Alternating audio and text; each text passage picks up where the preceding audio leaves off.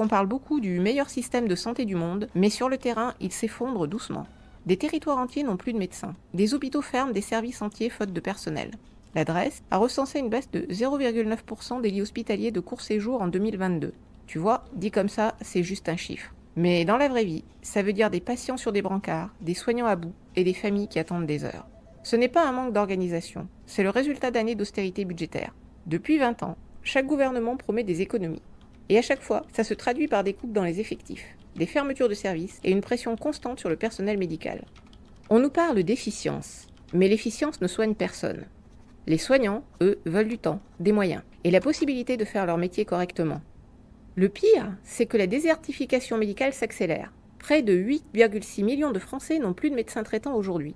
Et la moyenne d'âge des généralistes dépasse les 50 ans. Résultat, plus d'un Français sur 5 renonce déjà à des soins. Et ce sont toujours les mêmes qui trinquent. Les personnes âgées, les précaires, les zones rurales.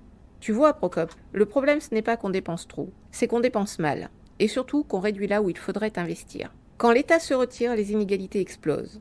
La logique marchande, elle, ne remplit jamais les trous du service public. Elle les creuse. Alors oui, notre système coûte cher. Mais ce n'est pas un fardeau, c'est un choix de civilisation. Un pays qui soigne tout le monde sans condition. Ça, c'est une vraie richesse.